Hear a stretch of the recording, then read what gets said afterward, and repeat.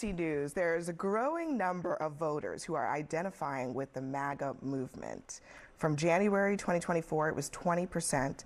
March 2025, it is 36%. So we're actually seeing the country kind of moving in these opposite directions. Lots of fire and energy on the left, but on the right, more and more Americans are comfortable saying, I'm MAGA.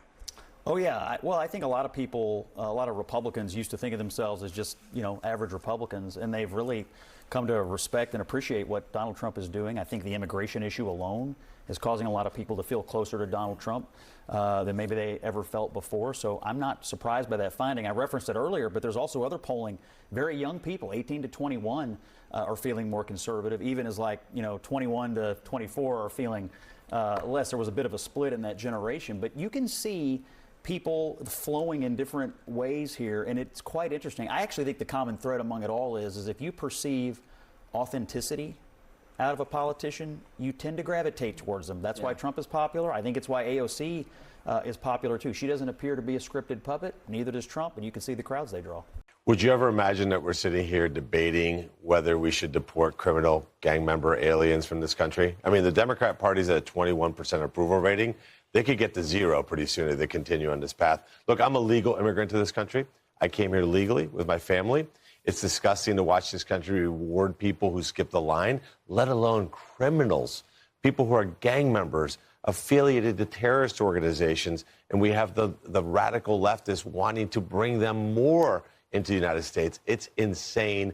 And look, Americans voted on November 5th for a secure border, and that's what they've gotten.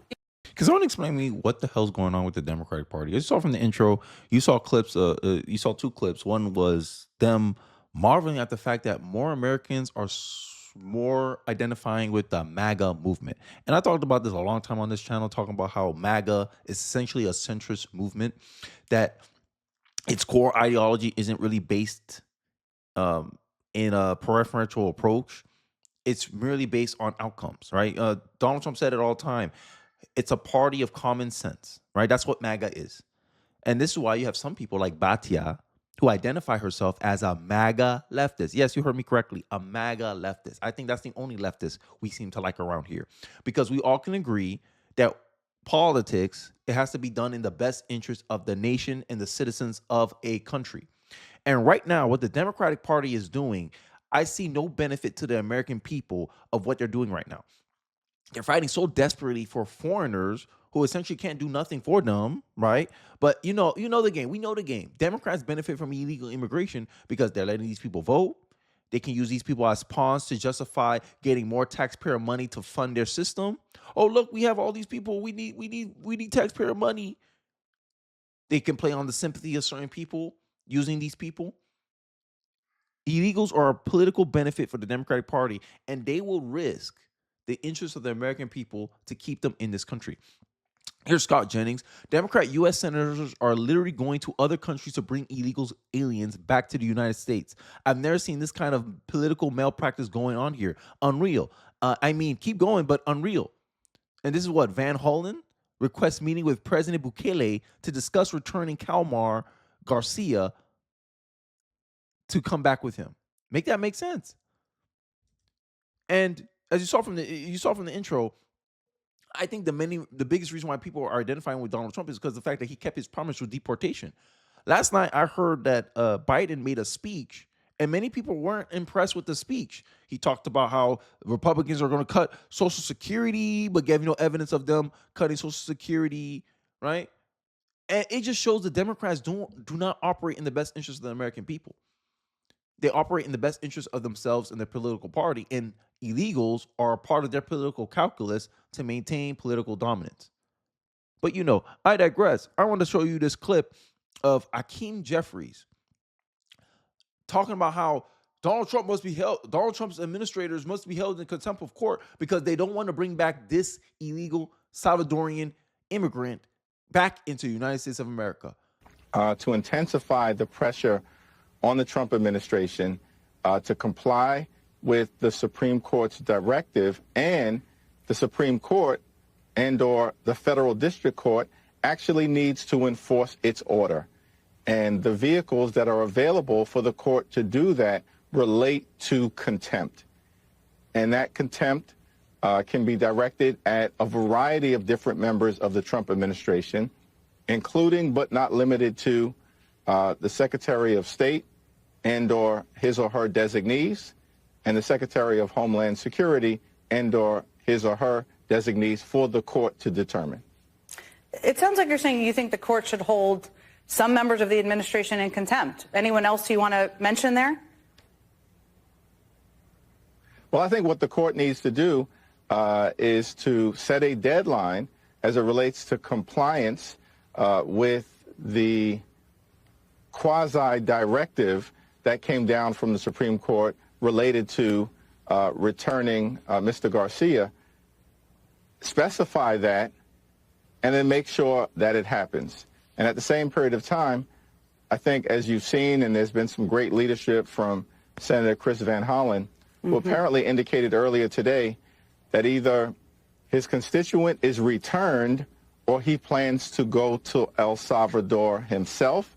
And that's exactly the type of action that, as members of Congress, we can do to highlight the injustice, dramatize and amplify it, and force the administration to comply, which in this instance, I believe we will make sure happens. If this president and this administration can accuse somebody of being a terrorist, then accuse any one of us of being a terrorist and do with us what they will.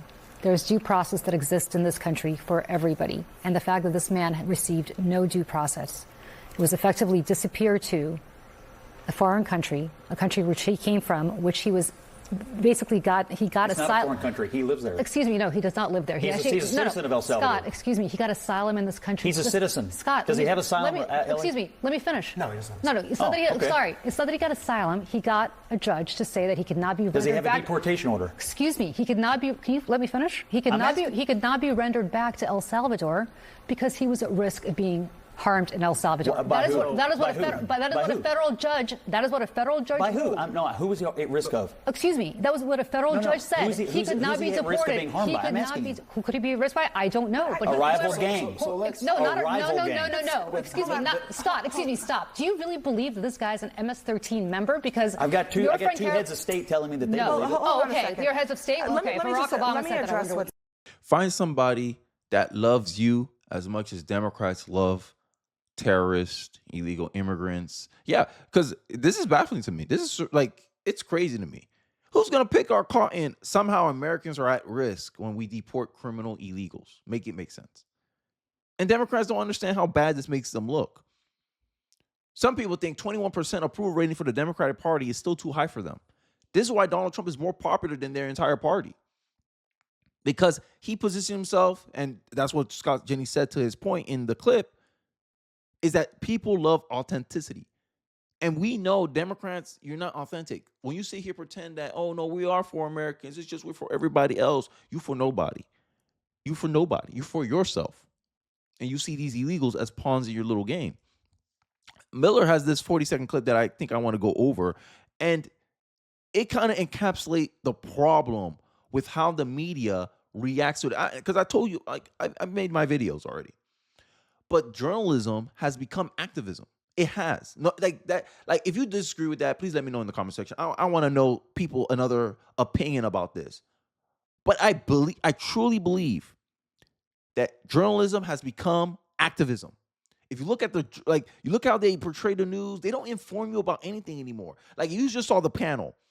This lady finished debating. Oh, you don't know he's an MS-13 member? Hey, these are the two sources that said he was. Here's the court order that they said it was. Donald Trump designated this gang group as a domestic terrorist organization. They don't deserve due process. He was an illegal that got deportation orders in 2019. He was supposed to leave this country 6 years ago, and he was still here.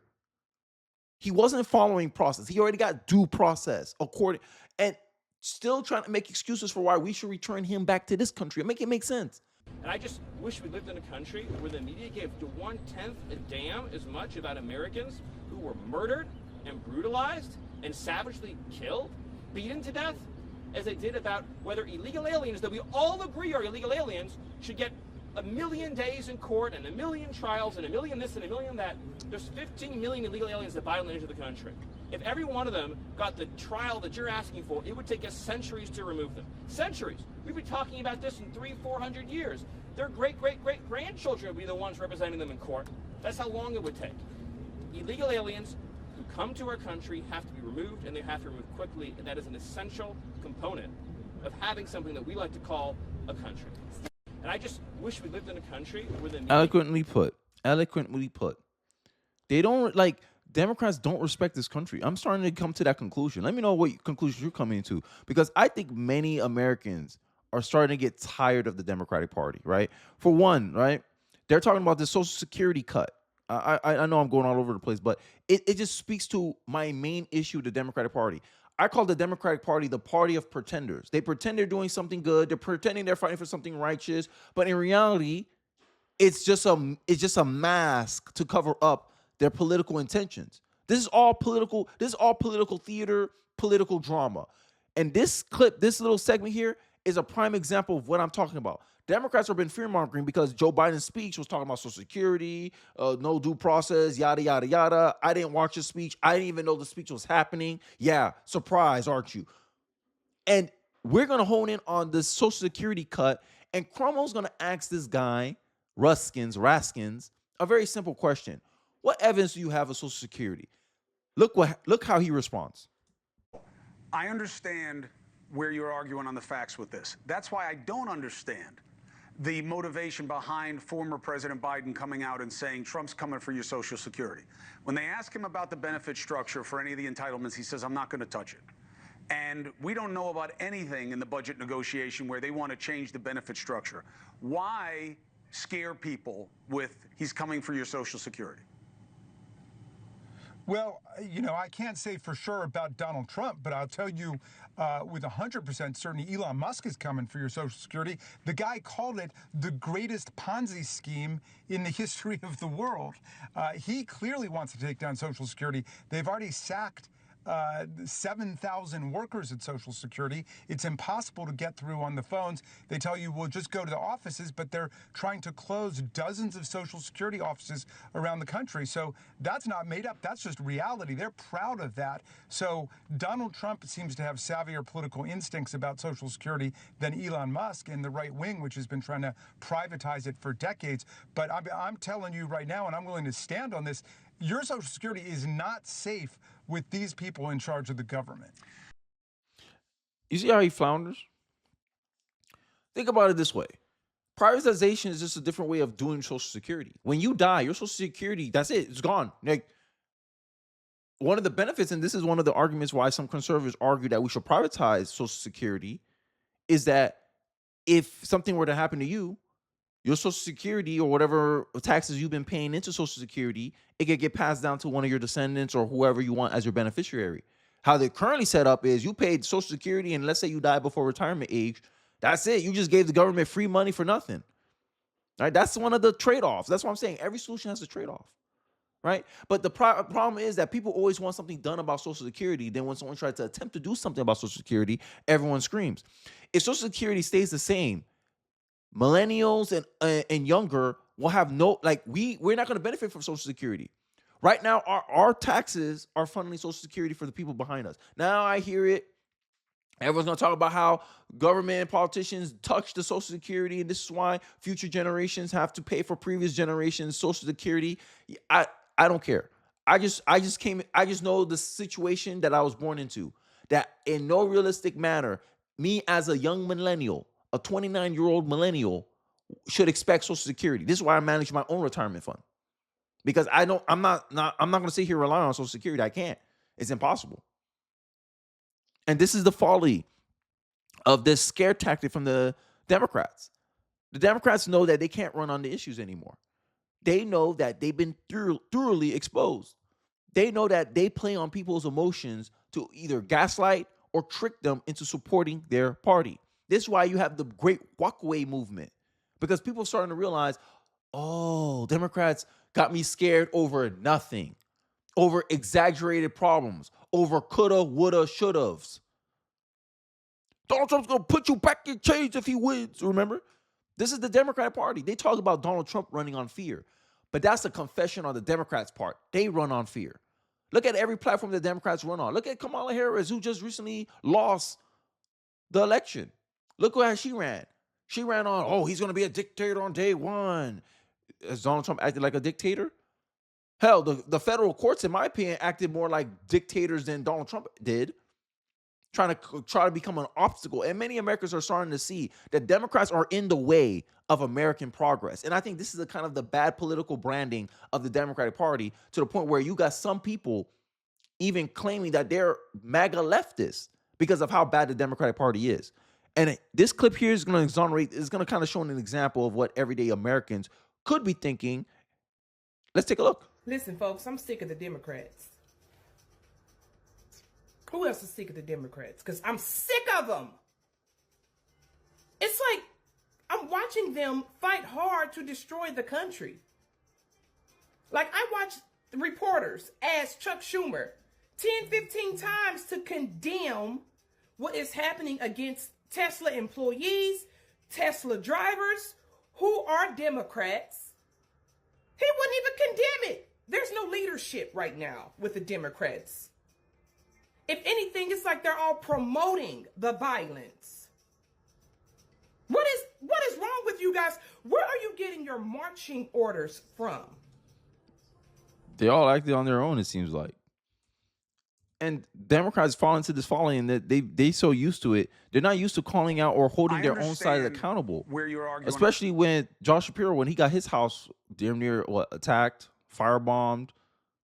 And this is funny. And this is what I'm talking about. Democrats are the party of pretenders. Incredible how Democrats will travel to El Salvador to demand the release of a member of MS-13, but they won't go to Gaza to demand Hamas release innocent American hostages. Democrats love criminals and terrorists. Speaks volumes, doesn't it? Actions speak louder than words. Actions speak louder than words. And this is why with Joe Biden coming out and talking, right? Janet Yellen talking about, hey, it's a pipe dream. Manufacturing won't return here.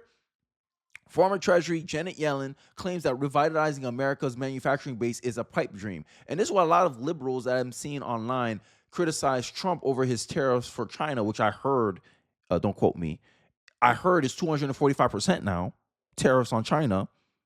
That they destroyed the economy. Look, China's plan of de-dollarizing is working. It's hurting U.S. This is the liberal take. And I'm like, I'm a nationalist. I'm not going to sit here and reward China victories or anything. I'm saying I'm sticking with my guy. I'm Team America till we die. That's it. That's it. Because it seems like the liberal money is like their God. Money is not my God. I don't care if I lose some money. Oh, who cares? Will it leave my country in a better spot? Yes, it's worth to go. It's worth to. And this is my problem with a lot of these people who talk about, oh, this plan, Trump is not going to work. China's too strong. China's too powerful. This is hurting USA more than it's hurting China. No, it's hurting China more. It's just you want us to fold faster than China. That's what it is. And this is why all these liberals coming out, all these finance YouTubers who I all know is liberal. I know y'all liberal. Just based on the stats, financial journalists, liberal. I know this already. Within an hour of this statement, NVIDIA, announced a $500 billion investment plan that will debut the first American-made supercomputer. Not so much of a pipe dream. Incentives. Show me the incentives and I'll show you the outcome. I think I spoke enough about the Democrats fighting against the interests of the American people. Let me know your thoughts in the comment section below. I think many people are starting to get tired of the Democratic Party. They only have a 21% approval rating. Donald Trump's more popular than their entire party, right? More people are identifying with the MAGA movement. Like, Democrats, you're in the way. And I don't know. Keep doing it, I guess. I guess keep doing it. Because I don't want you guys winning midterms. I don't think y'all deserve power. To me, y'all in timeout for the next 8 years in my book until y'all get yourself in order.